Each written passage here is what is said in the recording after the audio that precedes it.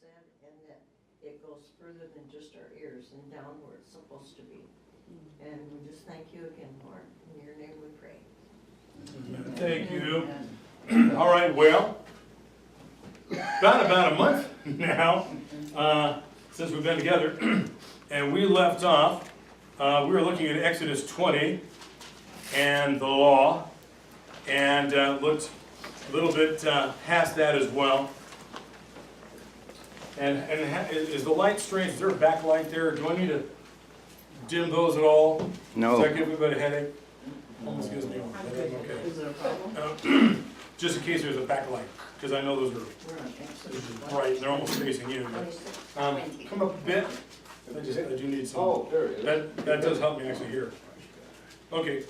A little more actually. I do actually Those need aren't that your on my. problem, it's those side lights coming. Yeah, the side ones are the tough ones, huh? There. Oh, how about I just That's good there. give for them me. a little dim? There you go. That's okay. Good. Sounds good. Good. So we looked at chapter 21. We looked at laws, some interesting ones concerning slaves. We just to let you know, and I want you to skim. But there's laws concerning property, animals, livestock, property. There's laws of restitution. What if a thief comes in and takes something, and how do they, if you catch them, how are they going to pay you back? It's very interesting. If your property is not maintained and it catches on fire and that fire travels into the neighbors and catches their stuff on fire, well, that's yours to take care of. Now, you need to understand, again, our justice system, our set of laws are based on these laws. Mm-hmm. And what I want you to see, there's social and religious laws halfway through chapter 22. And what I want you to see is now chapter 23. And some of these things, they're not for us necessarily. We're not a fledgling country. We do have our Constitution, but these chapters are the beginnings of, we might say, their Constitution. It's their very first one. They've never had one before. They've never been a nation before. Remember, they went in as 70 people in Joseph's day, and they leave in the millions. Fresh from slavery, they don't know how to work with each other. They've been told their whole lives what to do by their taskmasters. And so, however many, could have been 6 million people, I showed you the figures, have just been released from prison. They're not bad people, they're not criminals. They just don't know how to be free people. So they weren't enslaved because they were bad or lawbreakers, but they were a threat, simply because their superior number, if you remember, a threat to Pharaoh, saying there's more of them than there are of us. If they, for some reason, someday think, hey, they want to take us over, they'll be able to. So quick, let's use the power we have and intimidate them and scare them. And sadly enough, the Jews didn't even realize the power in numbers that they had already had at the moment they were being enslaved. They missed their moment to push back and to stay free. If that ever happens here, don't miss our moment. We better not miss our moment to stay free. So, chapter 23, I want to look at the first 9 verses. And again, I just want to pick certain parts out of the next chapters that we're going to go into. But look at the first 9 verses. Number 1, you shall not spread a false report. You shall not join hands with the wicked to act as a malicious witness. You shall not follow a majority in wrongdoing. You shall not follow a majority in wrongdoing. Imagine how many people do that nowadays. When you bear witness in a lawsuit, you shall not side with the majority so as to pervert justice, meaning if the majority is wrong or is lying. So don't give in to peer pressure. Nor shall you be partial to the poor in a lawsuit. Just because somebody's poor also doesn't mean you side with them. You want to be on the side that is simply the right side. Verse 4, when you come upon your enemy's ox or donkey going astray, you shall bring it back. That's nice. 5, when you see the donkey of one who hates you lying under its burden, and you would hold back from setting it free, you must help to set it free. So when it has just too much on it, and it's just fallen on the ground, it's too tired to keep moving or whatever, and you've seen it wherever you're seeing it, and you're thinking, I'm not gonna help that guy's, horse out. I hate the guy. Who owns the horse or the donkey? God is saying that's not the attitude to have. Okay, that animal It's suffering. he is suffering. Your beef is not with the animal. Your beef is with the owner. Be nice to the animal, okay? And this does not support PETA, by the way. You shall not pervert the justice due to your poor in their lawsuits. Keep far from false charge, and do not kill the innocent and those in the right, for I will not acquit the guilty. God doesn't want to see anybody coming against the innocent, and especially putting them to death. Well, isn't that interesting? Here's one of the first laws that God lays out, and God's very Son is condemned to death. He who is innocent, and is by false witnesses, and is by this mob rule, this majority that come against Jesus. It's very interesting. Some of the very first laws end up being the very laws that God's people break as they are sentencing God in the flesh in the person of Jesus to death. Continue, 8. You shall take no bribe, for a bribe blinds the officials. Have you ever heard that term? That a bribe blinds officials? Well, that's where it comes from. Okay? It comes from the Bible. It subverts the cause of those who are in the right. A bribe, sure it does. You shall not oppress a resident alien. You know the heart of an alien, for you were aliens in the land of Egypt. Now, we just talked about, those who want to come in to the country. They're aliens, all right? But what's he say here? You shall not oppress a resident alien. What's a resident alien? Not necessarily. Say it again? A legal immigrant, somebody. Someone who's there legally. That's somebody who's there illegally. Yeah, and he somehow, that's how he got there. He was an alien at one time, At one but point. now he's a resident Mhm. alien. He's Yeah. been there. He's the guy that lives there. Okay? And he says, don't oppress that person because you were aliens in the land of Egypt. You know what it's like to find yourself now in a foreign land that now becomes your home. And you know what it was like to be oppressed there, don't you? Yeah. So he says, so don't be doing this to somebody else. Don't do to somebody else, to some other people group, or to an individual, what happened to you when you were in Egypt. Of course. Sometimes we need reminders, don't we? Sometimes, how many of you found you have done things to other people you never thought you would do, things that actually had been done to you, and you hated it when it was done to you. But for some reason, you forgot how much you hated that, and then you end up treating somebody in that same way. We all have a story like that, at least one. Not that you need to think of a specific instance, but just keep that in mind. There's a reason why God says this, because it's possible.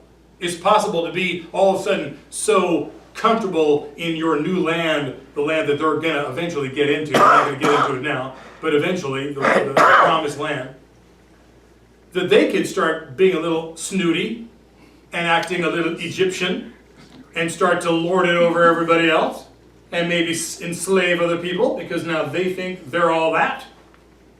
Sure, human pride can get the best of us. Well, and I'm thinking that to oppress someone may look different than what that looks like.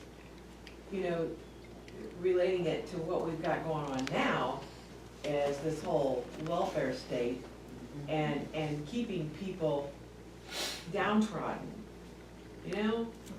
When you start taking care of people instead of letting them assimilate and be part of something, then you just take care of them, well, you're really oppressing them. And that's exactly what's going to happen with these people the immigrants who are just coming in not to be a part of the American dream, No, it's but not to be coming. taken care of. That's what people wanna do. They have this do-good idea that they gotta take care of everybody, and what they do is really oppress them. Marvin Olasky, the author of The Tragedy of American Compassion. Great book if you don't have it, if you're curious about something about this, but he really looks at the background of the welfare systems and the whole concept of the government taking what used to belong to the church, the soup kitchens. Yes, yes. I mean, the church was the welfare system of the United Yes. States. And all of a sudden, the government's doing it, and the government, it did not, and it still does not have the checks and balances. It just does not have all the infrastructure to truly monitor the person who's coming in that may have a legitimate need, and to help them receive that need for a time, temporarily. But then give them the tools to get on their feet, or at least put in the impetus, something that says it's gonna run out here. You need to get on your feet by X and such a date. Churches used to do that. Churches used to take people in, teach them a trade if they didn't have one, find them a job, and then all of a sudden they become a tax-paying citizen and they're helpful in the economy You again. would have thought we'd have learned a lesson with the reservation system. There it is, yeah, the reservation system. I mean, now, there are, I forgot, there was like a 60 Minutes news magazine show I saw years ago. I forgot which one it was, but they took it was a comparison of two reservations. One was East Coast. like up here, and yeah, then one like in the East Coast, and then one was in Florida. And where the Indians, they own their own land. And they're driving through. You'd think it was any other suburban neighborhood. There's banks, there's businesses, there's homes, and there's the white picket fence, so to speak. And they said, here's the difference. They own this. Exactly. Exactly. It's theirs. And they know how they treat it matters. Because they own it. They were able to buy it, et cetera, et cetera.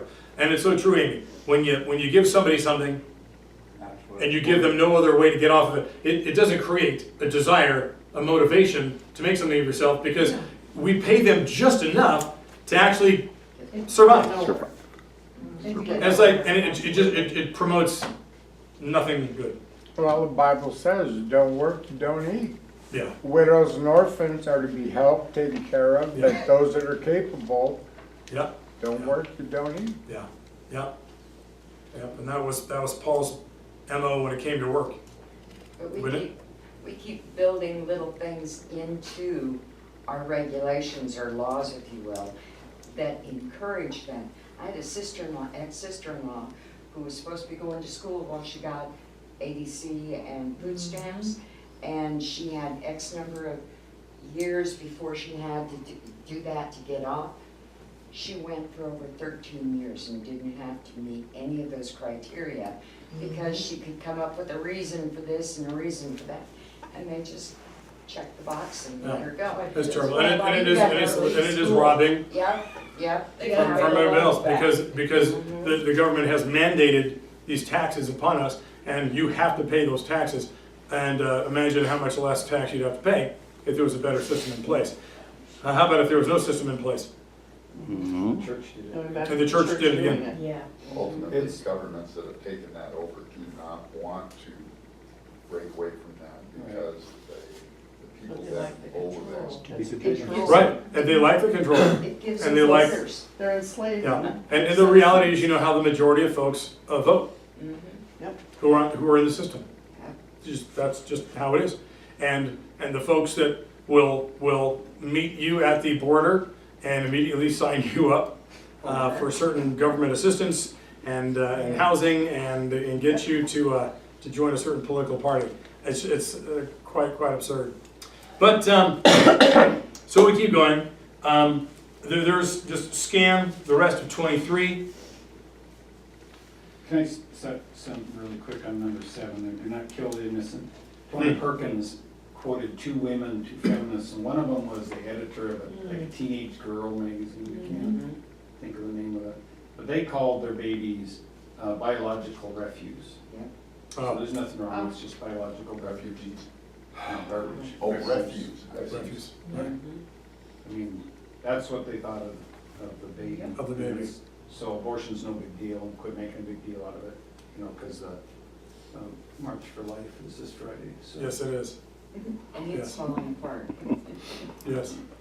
because of anti-Semitism and the leaders of the march are preaching anti-Semitism and. They are? Yes. Oh, not, yes. you're not talking about the March March for Life. Not the March for Life. No, March for I'm Life. talking about the women's march. Fair. Oh. Yeah, Oh. The women's march He's is talking about Saturday, the right to life. Ah, okay. but the women's march is Saturday too, and it's falling apart. Hmm, Oh, good. interesting, good, yeah. That's a good thing. That's interesting. Yes, it Maybe is. hat sales will plummet. I got a question, Scott. Right. Verse 10, it talks about leaving your leaving your fields on the 7th year Yes, open. yes. Yes. Would that be something that they would all do on the 7th, or would it be some Staggered. kind of a staggered? That's kind Staggered. You know, let's see here, I'm gonna assume, I think we assume it'd be staggered, because somebody's gotta be growing some crops. But, you know, Then there would always be an open field, you know, for those too. So yeah. That's all. So, you know, there is the, you know, you talk to somebody who farms and they say it's actually great for the land. You gotta let it rest. It's gotta rebuild those nutrients. And it needs about a year to do it. Well, sure, the God that made the land and the dirt and the nutrients in there that needs to be rebuilt, he knows when to do it. And he says every 7 years. Now, some folks will say, well, here's how you can cheat the system. Plant tomatoes. Remember how that goes? Like as long as you plant a crop of tomatoes between whatever crops you usually raise, you can speed that up. You don't have to let it rest for a whole year. There's something about do one crop for 3 years, do tomatoes, then 3 years, same crop, tomatoes, 3 years, but nonetheless, Farmers. you gotta give it a rest. Farmers do it all the time. that. Yeah, I mean, Crop rotation. you know, yeah, crop rotation. Then it's. The people that farm my land, I mean, one year we'd grow beets, the next year maybe beans and Yeah. maybe grain, you know? And that's how they've done it all the time that they farmed. So it says, let the beast of the field may eat. So the animal comes in there, eats the stuff, dumps it back on the ground. Fertilizes real well. Fertilizer replenishes your field. Absolutely. Yeah, there's a science in there. And you know, isn't it interesting? God doesn't give you all the reasons why. He just says, just do this. And the Bible doesn't spend all the time. I mean, the Bible could be so much thicker than it is if God gave all the reasons why he gives all these laws. And it's for us to find out. And you know, we have found out, like what we're talking about right here. We get to fill in the blanks. You know, if it's everything from, well, what else can you rotate? And it's still the same concept. You got to put something else in the ground or let it alone. Give it a break. Or, you know, let the animals go in there. Let them naturally fertilize the thing. Well, And it's not that God spends a lot of time telling you the whys. He just says, just do it. You'll figure it out later why. it used to be when I was on the farm with my parents, I mean, they would take the manure from Corrals. the corrals and stuff, Mhm. and that would go on your field as fertilizer.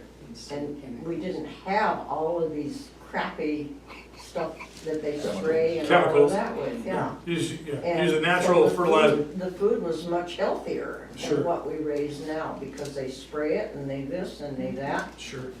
and even though it's homegrown, they still do all of that, so it isn't like what he says here, you know, when you used to do the fertilization coming out of that my parents always did. Yeah, so here's the origin of organic crops, right? Yeah. Yeah. So it's very interesting. You know, if it's human, if it's greed, if it's we just want to, you know, turn more crops, you know, produce bigger, better, more of it, sell more, makes more money. You know, we always want to up the yield. Well, you know, that's where we come into, you know, there's all these new things, and it's the chemicals, and if we didn't worry about that, and we went more by what is biblical, and we say, God just simply says this, and we were happier, we're content with less, that would help. What also would have helped would be avoiding the Industrial Revolution. You know, again, a little over 100 years ago was the Industrial Revolution, and prior to that, 80% of Americans lived in rural settings. They lived on farms. After the Industrial Revolution, 80% of Americans were found in cities. And and things radically changed. And now you have a lot fewer people now having to make food for everybody else. Right. And that put also the need for what we Feed the see world. today, even I today. remember that from when I was a kid, you know, the American farmers had to feed the world. Yeah, the American farmers had a few rules. And we still do. Still do. Do. Yeah. Only now it's American corporations, because they've taken out all the farms, they're running out Right. all the farms, you can't afford to stay on. We have to be the breadbasket of the world. Right. Yeah. America. Well, we could all go join the Amish. Join the They Amish. still do things that way. That they do. Yeah, they do it. Well, second half of the chapter, verses 20 at the end, God says, I'm going to send an angel in front of you. I don't want to spend a lot of time here. It's very interesting, but simply I'm going to put an angel in front of you. That angel, you do whatever that angel says. And it's going to lead you into certain things. It's going to lead you into battles. You just got to do what it says. Don't be afraid, but you better obey. Your future depends on your obedience to this voice that's going to lead you. We don't know who it is. That's what we know. But this thing is definitely on the war side. This thing is what helps some Christians believe that there's warrior angels. Angels do whatever angels do. We're not told that there's some that are assigned to war and some are assigned to something else. But we do see angels with different assignments. But again, the name angel itself is messenger. That's what the word means. And I think an angel just does whatever God tells it to do. And that's the big difference between an angel and us. It does whatever God says. Chapter 24. This is actually the following day. After God is laying out these rules, these 4 sections of additional rules after the Ten Commandments to Moses to convey to the people, there's call it a formal commitment service that Moses leads, where an altar is going to be constructed. Just go ahead and scan the first 8 verses. There's this altar that's going to have these 12 pillars representing the 12 tribes. It's going to kind of be underneath this big, maybe a big stone table. And then they're going to offer these animal sacrifices on it. And it's going to be symbolic that God, we're entering into this blood covenant with you. There is, if you look at verse 8, Moses takes the blood of these animals, he dashes it on the people. He literally flicks it out on people. So they're getting splattered. I mean, how'd you like to be a part of that? Somebody's just whipping a paintbrush of animal blood on you. Whap, whap, whap, whap, whap. Okay? And he's just going up and down as many people as he can get. And I guess all the leadership and then whoever else is in proximity, they're getting splattered with this stuff. The symbol, again, that is from a symbol that God started. If you remember, we looked at it back in Genesis. He first does this with the patriarchs and primarily with Jacob. Remember this? On Sunday mornings we looked at this. He says, what we're going to do, I'm going to enter in this covenant with you, this pact, and we're going to take an animal. And God uses something that people were using at the time. He just adopts it. He goes, y'all orchestrate, you conduct business agreements this way. Well, I'm going to do that too then. Here we go. We're going to take an animal. Since you do this, I'm going to do this. We're going to cut it into pieces. And then the two of us are going to walk between the pieces. And then those pieces represent what's going to happen to the person that breaks the agreement. You're as good as dead. You're going to be hacked up like one of these animals. So God says, that's how y'all go into business together. That's how I'm going to go into business with you. And so these offerings are made. And everybody's going to get a little blood on them as a little reminder. Hey, flick, flick, flick. Better the animal's blood than your blood. Don't forget, we're in a pact with God at the risk of our very lives. Plus, they were valuable. They were sacrificing something that was valuable. Yes, it was. Sure. Sacrificing meat and muscle out there. This is interesting. Verse 9. God is now going to call Moses and a group of people up onto the mountain. This is Mount Sinai. And verse 9, 10 and 11. And Julie, would you read that? 9, 10, and 11? Moses and Aaron, Nadab and Abihu, and the 70 elders of Israel went up and saw the God of Israel. Under his feet was something like a pavement made of sapphire, clear as the sky itself. But God did not raise his hand against these leaders of the Israelites. They saw God, and they ate and drank. Interesting. He did not conceal himself from them. No. So God, he gives them a glimpse of him. And what's interesting is that once you read that description, Ezekiel has a very similar description. Mm-hmm. He says, I saw God. He kind of looked like this, and they're describing what's impossible to describe. And all they can use are things like burnished bronze and like fire and something like sapphire. And I mean, now think about it. Was there glass back then? No. I mean, what do they have back then? What kind of colors and things?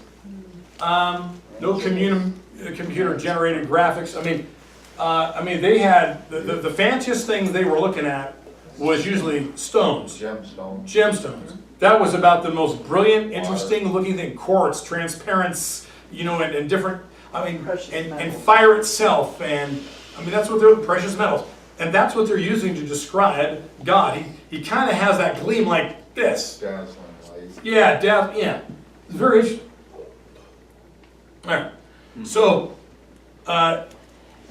continues, and I'm going to simply tell you this, that from verse 12 of chapter 24 all the way to chapter 34, the end of 34, so about 10 chapters,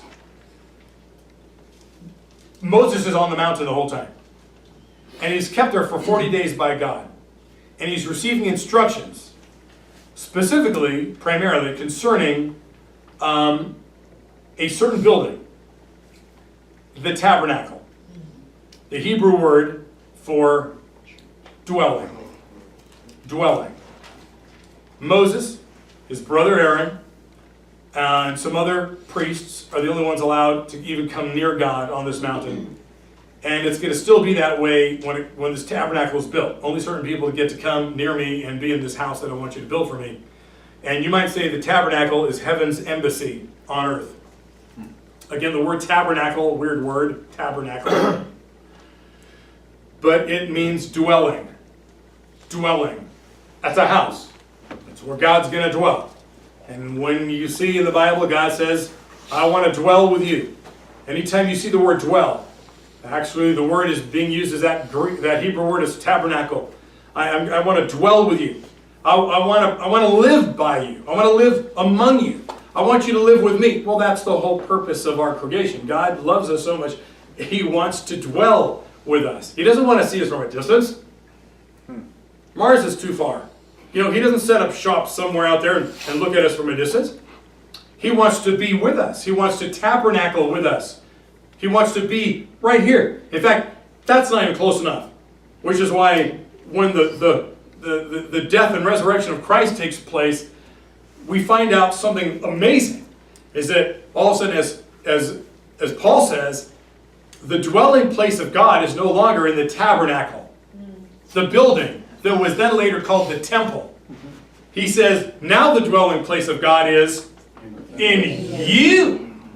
That's how he wants to dwell with us. That's how close he wants to dwell. He wants to live in us. Oh my goodness. A piece of God? We don't become God. But God himself says, I'm dwelling in you. Well, no wonder you hear his leading. No wonder you experience him moving you, directing you. He's in you. He's in your thoughts. No wonder your heart changes. What you're sensitive to. You have new sensitivities when you become a Christian. things change. It's because of who's dwelling in you. It's very interesting. Gary. I've always had a question of the soul.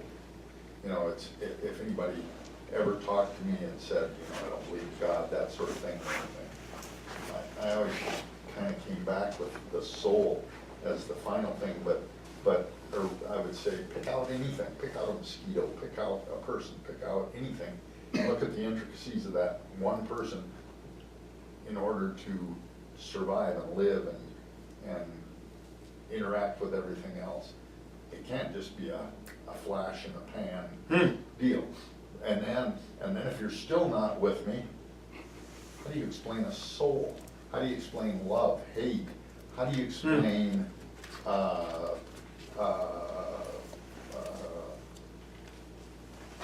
any of those feelings, but especially the soul? And now, is that maybe where God dwells? Is the soul? I believe so. I would say that's where he dwells. It's true. How do you explain love, and how do you explain emotions? Those kind of feelings compare like Memory. feeling hot or cold. Totally different kinds of feelings. Or memory? Yeah, or memory. I mean, what's feeling those feelings? Not my actual heart.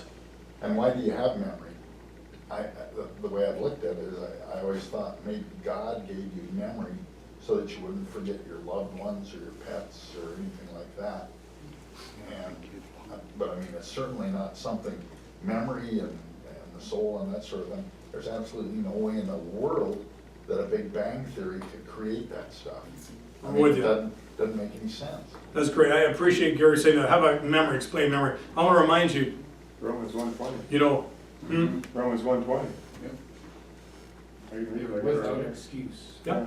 And don't forget, Adam, that word resembles Adamah, which is dirt, Hebrew for dirt. And so the first man's name was Dirt, because he's made from dirt. Very interesting. Not to be an insult, but just that's what you are. And to the dirt you return.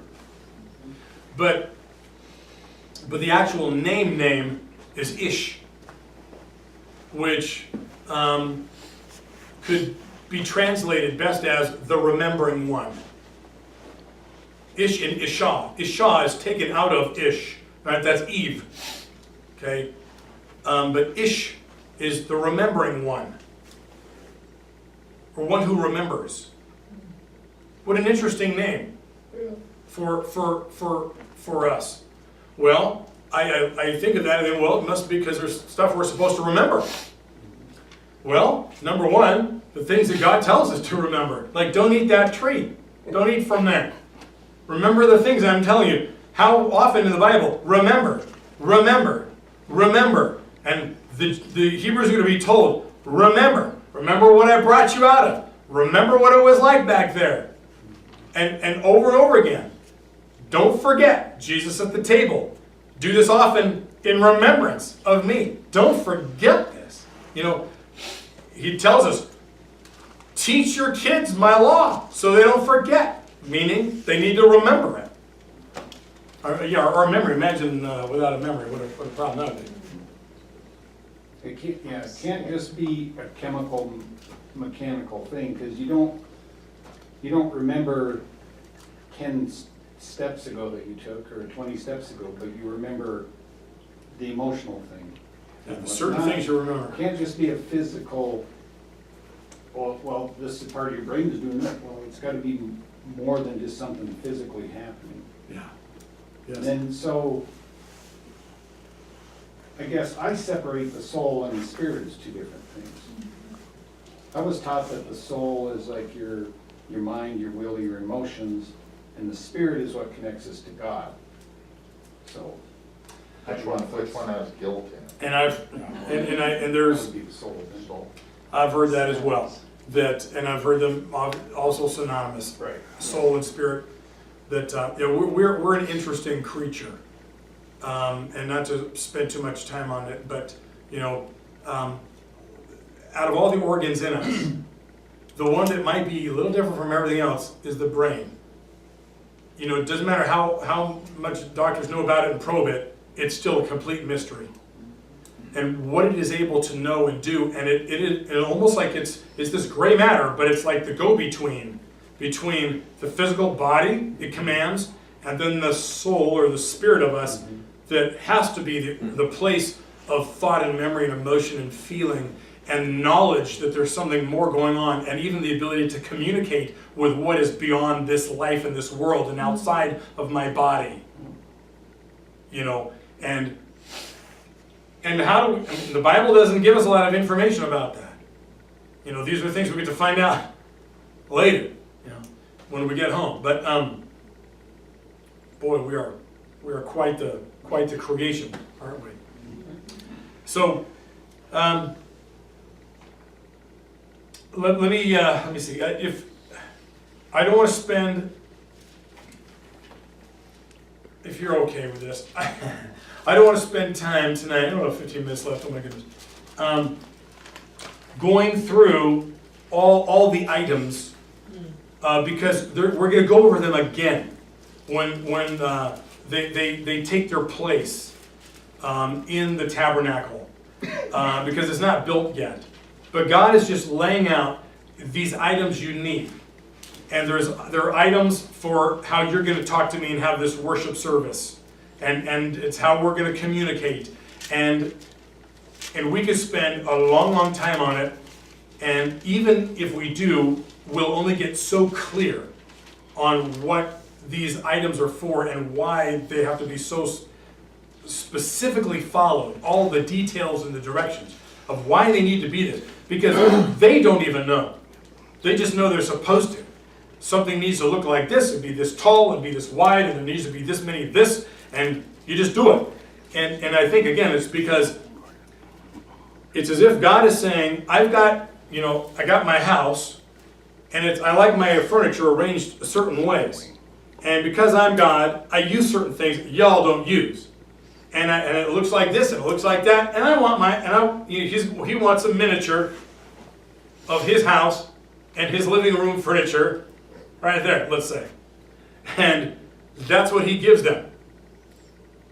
I know what kind of chair I like to sit on. I know what I want to drink my liquids out of. I know, as if he's giving all this information, and he says, prepare a place for me.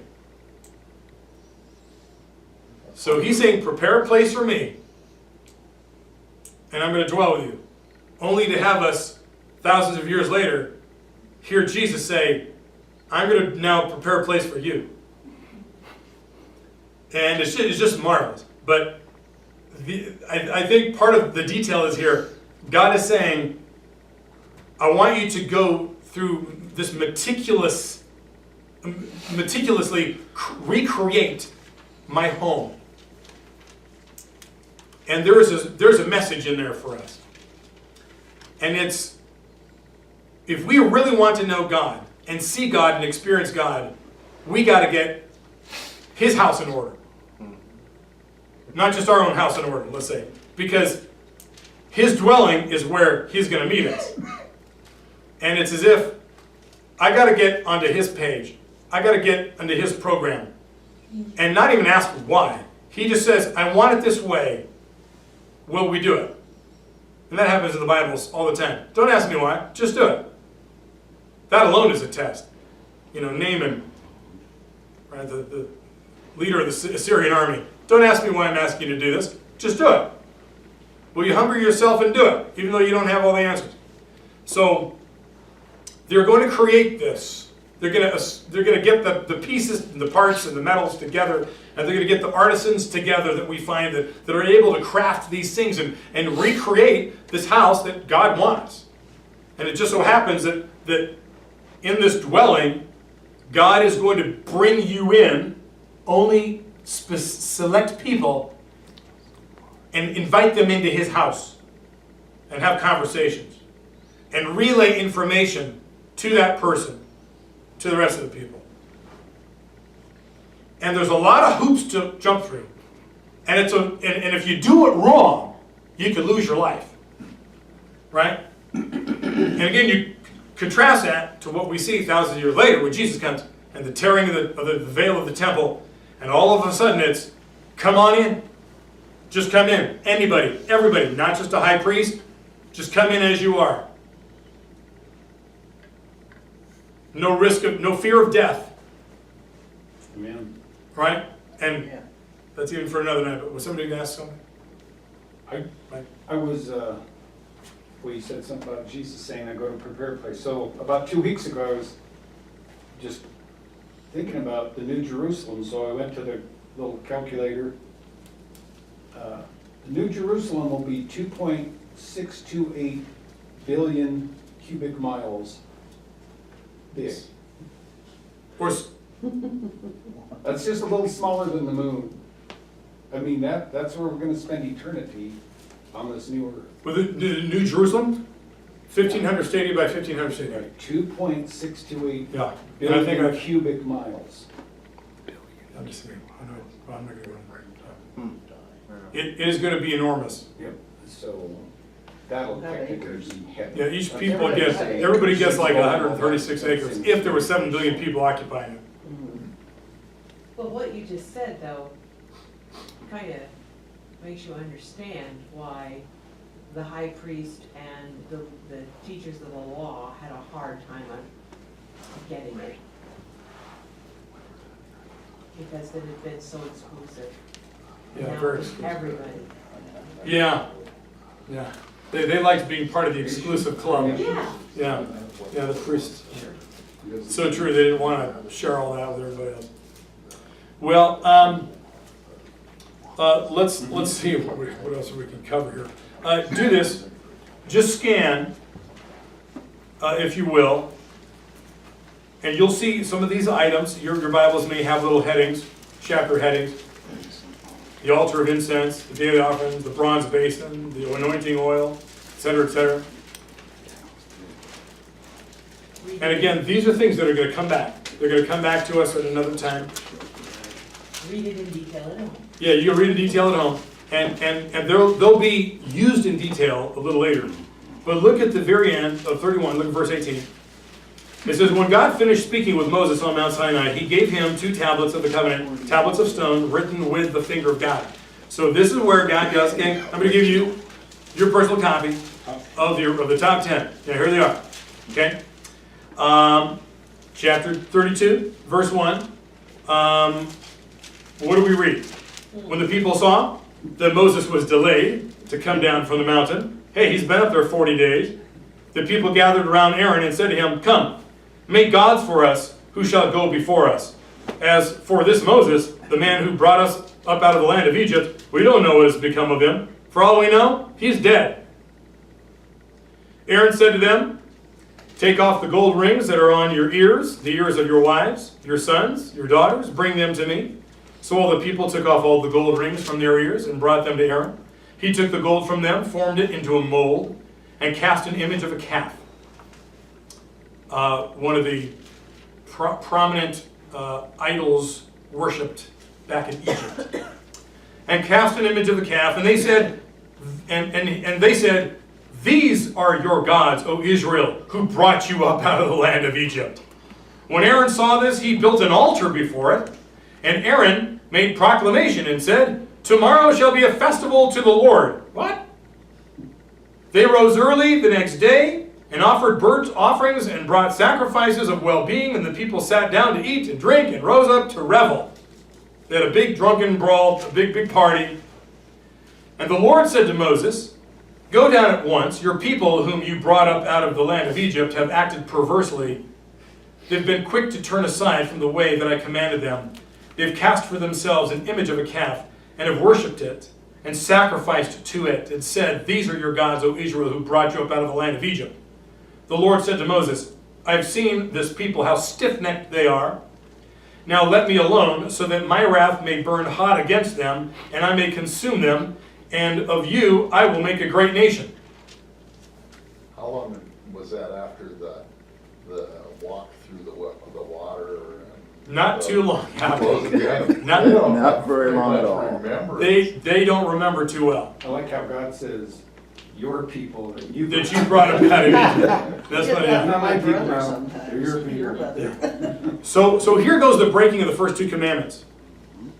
Okay? And Aaron leads the way. Yeah. So here's the man who was with Moses the entire trip from Pharaoh's courts to the base of the mountain itself. Aaron was with Moses, next to Moses, every time he's confronting Pharaoh. Remember that? He's the spokesman. Remember that? We always focus on Moses. Don't forget, Aaron, his brother, was right there too, because Moses included him. Because Moses said, "You got the wrong guy. Can I bring Aaron around? Because I don't like public speaking, so to speak." And Aaron comes with, and Aaron is doing a lot of the conversation. So he figures he's dead again, who just, probably dead. It's incredible. So, he's been there to the base of the mountain, Aaron.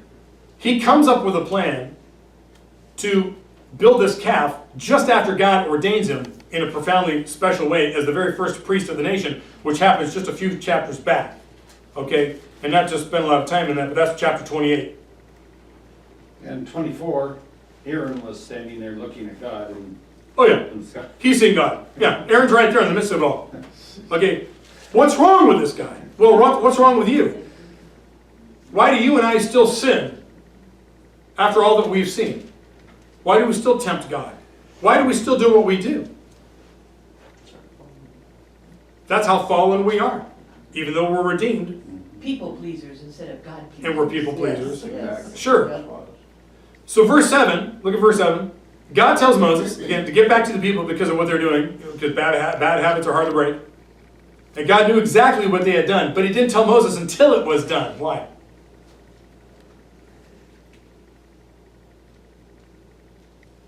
He doesn't tell him, "Hey Moses, they're about to do something." God knew they were going to. He doesn't say, "Hey Moses, they're doing something right now. Why don't you cut them off in the midst of it?" He waits till they're done, and then he says, "Hey," then he rats them out. Guess what these guys have done? Is this more of a something that God wanted to do with and through Moses, rather than what they did? The reaction that Moses is gonna do. Let's find out. Let's find out what God is actually also up to. And when I say rats them out, don't misunderstand me. He tells Moses, verse 10, to let him alone, let me alone, Moses, so that I can fry the people. Right? Stand back. Don't try to talk me out of it. But Moses, he begins to do something. He begins to plead for grace. Verse 11. But Moses implored the Lord his God and said, "O Lord, why does your wrath burn hot against your people, whom you brought out of the land of Egypt with great power and a mighty hand? Why should the Egyptians say it was with evil intent that he brought them out to kill them in the mountains and to consume them from the face of the earth?" God, their God only brought them out there to kill them, to nuke them out in the desert. Turn from your fierce wrath. Change your mind. Don't bring disaster on your people. Your people. Remember Abraham, Isaac, and Israel, your servants, and how you swore to them and to your own self, saying to them, "I will multiply your descendants like the stars of heaven, and all this land that I've promised I will give to your descendants, and they shall inherit it forever." And the Lord changed his mind about the disaster that he planned to bring on his people. Remember, Abraham had a conversation like this. "Hey God, if there was 40 righteous people in the town, would you still fry it?" No.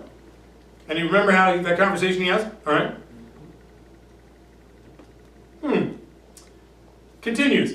Then Moses turned and went down from the mountain carrying the 2 tablets of the covenant in his hands, tablets that were written on both sides, written on the front and the back. The tablets were the work of God, and the writing was the writing of God, engraved upon the tablets. That's redundant, just so you really understand what he's carrying. Does anybody here have anything that God wrote on, by the way? You have it in the closet anywhere? Now imagine how valuable this would be, kid. When Joshua heard the noise of the people, because he's halfway down the mountain, but he was staying at his post, by the way. He just stayed there all 40 days. When Joshua heard the noise of the people as they shouted, he said to Moses, "There's a noise like of war in the camp." But Moses said, "It's not the sound, it is not the sound made by victors, or the sound made by losers. It is the sound of revelers that I hear." And as soon as he came near the camp and saw the calf and the dancing, Moses' anger burned hot, and he threw the tablets from his hands and broke them on the foot of the mountain. He took the calf that they had made, and he burnt it with fire. He ground it to powder. he scattered it on the water and made the Israelites drink it. I don't know how long it took him to beat that to dust, but he did it. Moses said to Aaron, "What did this people do to you, that you have brought so great a sin upon them?" And Aaron said, "Do not let the anger of my Lord burn hot. You know the people, that they're bent on evil." They said to me, "Make us gods who shall go before us." As for this Moses, the man that brought us up out of the land of Egypt, we don't know what has become of him. So far that's true. So I said to them, "Whoever has gold, take it off." So they gave it to me, and I threw it into the fire, and out came this calf. One of the biggest lies ever told in the Bible right there. When Moses saw that the people were running wild, for Aaron had let them run wild to the derision of their enemies, and that's why leadership is so important, because of what they can allow, okay, in a country. Then Moses stood in the gate of the camp and said, "Who is on the Lord's side?" Drawing a line in the sand. He says, "Come over to me, if you're still with my God." And all the sons of Levi gathered around him, so all the descendants from that tribe.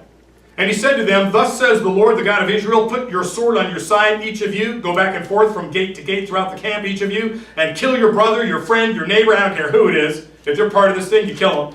The sons of Levi did as Moses commanded, and about 3,000 of the people fell on that day. Moses said, "Today you've ordained yourselves for the service of the Lord, each one at the cost of a son or a brother, and so have brought a blessing on yourselves today."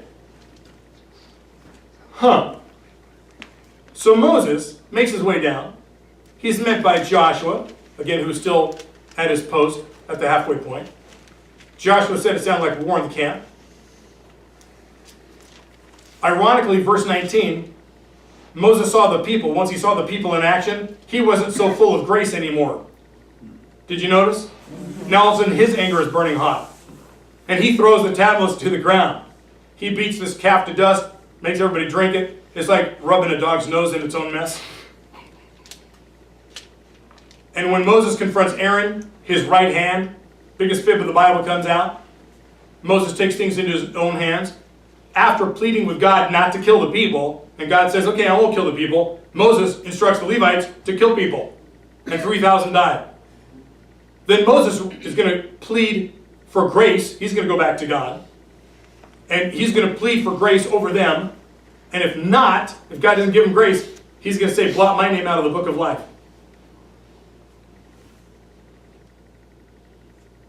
Look at 30. On the next day, Moses said to the people, "You have sinned a great sin, but now I will go up to the Lord. Perhaps I can make atonement for your sin. Maybe I can make things right between us." So Moses returned to the Lord and said, "Alas, the people have sinned a great sin. They've made for themselves gods of gold. But now, if you will only forgive their sin, but if not, blot me out of the book that you've written." Take me out of your history book. But the Lord said to Moses, "Whoever has sinned against me, I will blot out of my book. But now go, lead the people to the place about which I have spoken to you. See, my angel shall go in front of you. Nevertheless, when the day comes for punishment, I will punish them for their sin." It's going to come when it comes. Then the Lord sent a plague on the people because they made a calf. The one Aaron made. We'll stop there. Now, wow, a lot of information in there. Some of that may not make a lot of sense. But as we end, it's time. Give me just a couple minutes and dialogue with me about this. Why would God have this conversation with Moses? Moses, who first hears God's anger about sin. And God goes, "Here's what they deserve. After everything I've done for them, I'm going to destroy them." Moses says, No. They're valuable. They're people. Don't do it. And then Moses, now he sees with his own eyes what the people were doing. He goes, "God, you're right. Let's kill them." And he leads the charge. God didn't say, "Moses, go kill them." Because Moses said, "We're not going to do that." Why doesn't God stop him? He's the hand of God. Is he the hand of God? God relented and said, "I'm not going to kill him." Moses, you asked me not to, so I'm not going to. What's happening with Moses? at the cost of 3,000 Israelites? What's he learning? The things that God said are absolutely true. Yeah.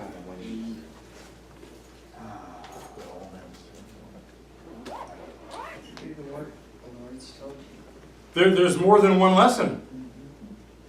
I'm not sure if we even can identify all of them. But one thing God has been establishing is the difference between him and the people, humankind he's made.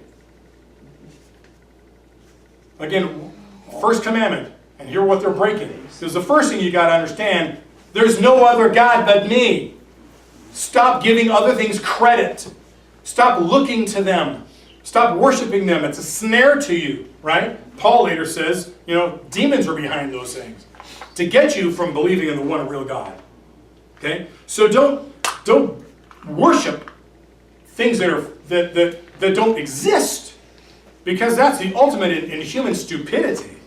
And again, I'd say evolution is the greatest false god of the day. That, again, we're looking to something else that created us, and it wasn't God, it was us.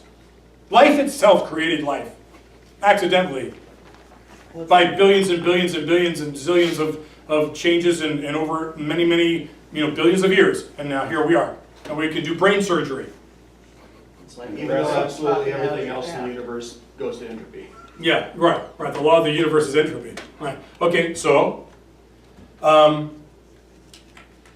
of the lessons is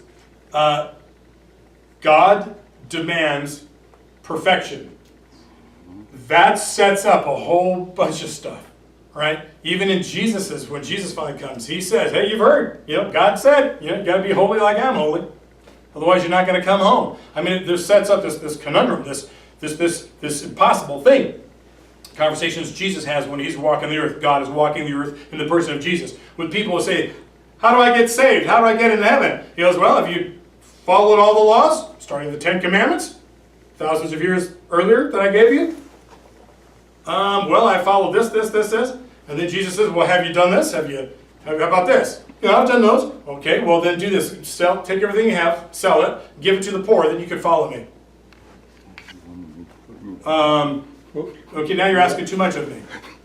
Okay, and you've got this thing where everybody knows, and we all know, we were meant to be something better than we are now.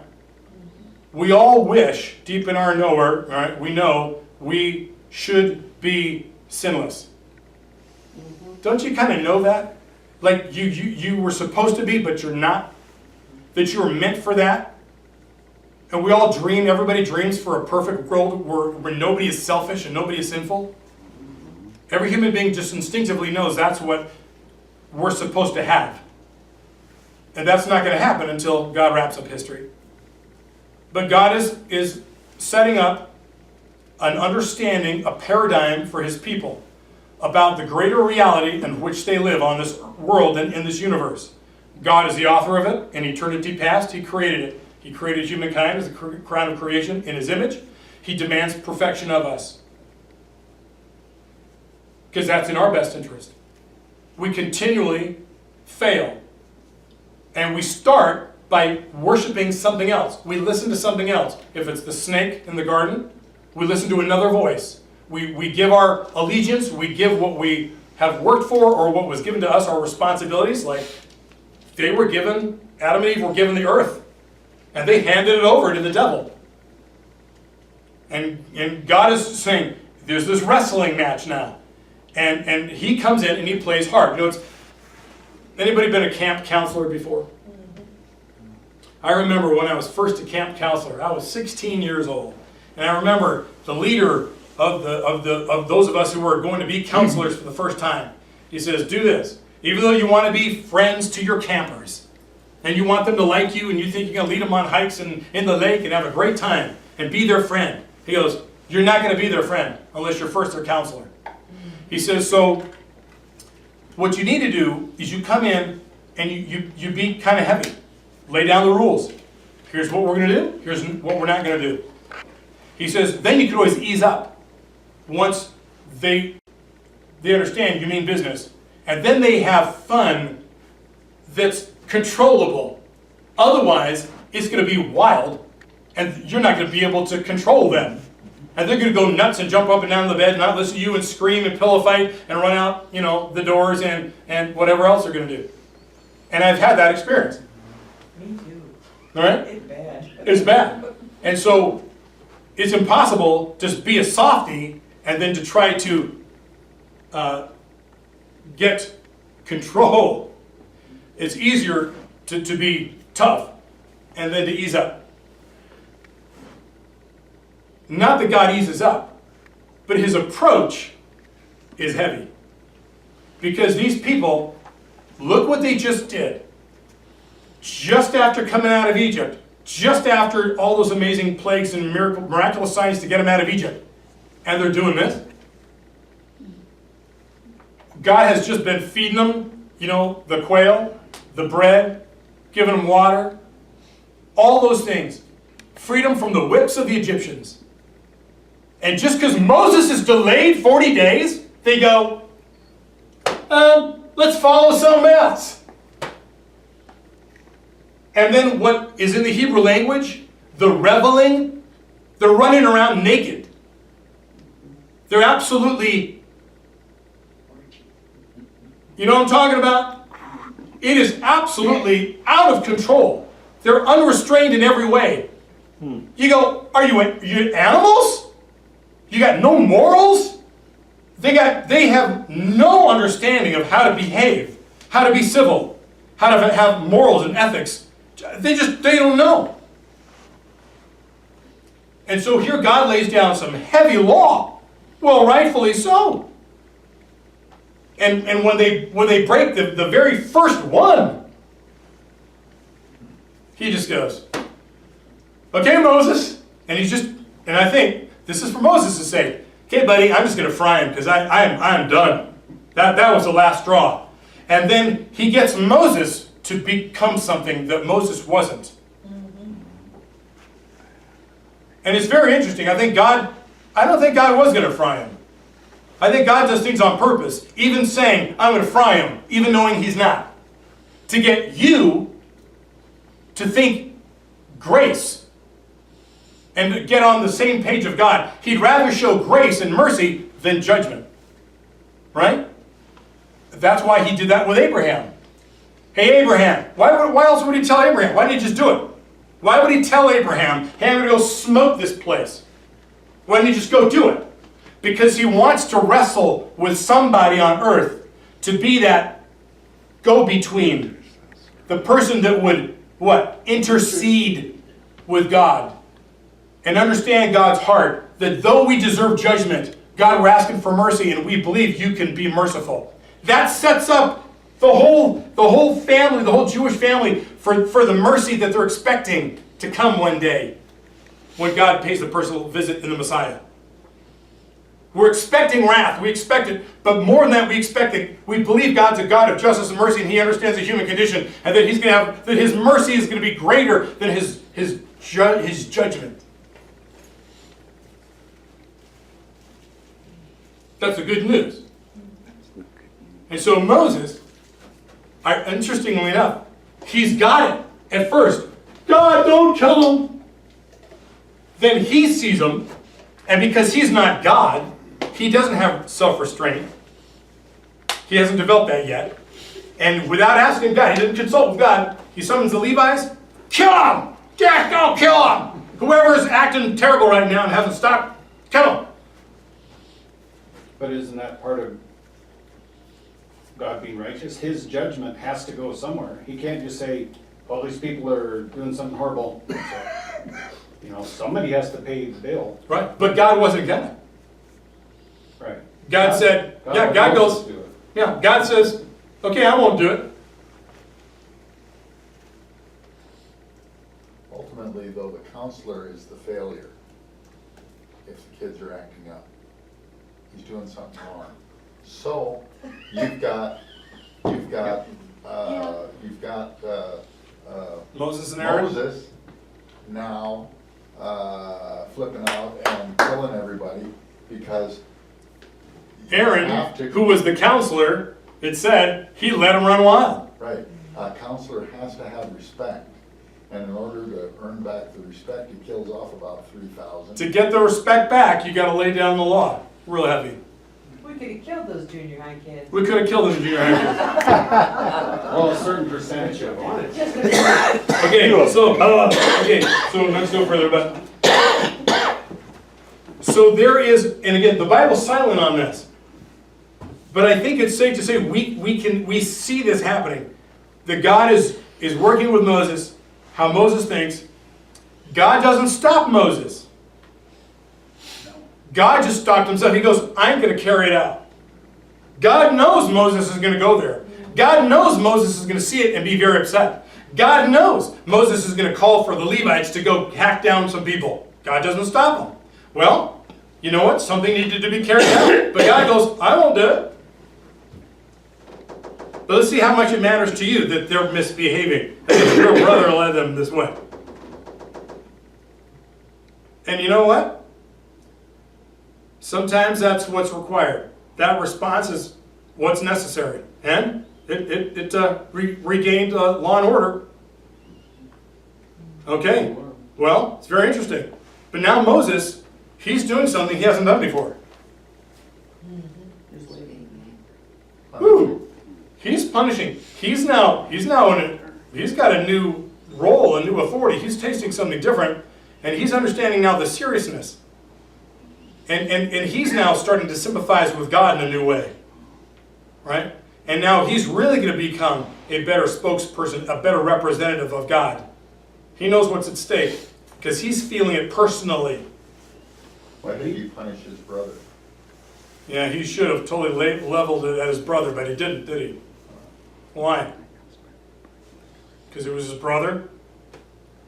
Everybody else was expected to kill their brothers. Kill their brothers. Only the Levites. The Levites we're gonna kill. But you know. Only the Levites are supposed to kill their brothers. But here's the thing. So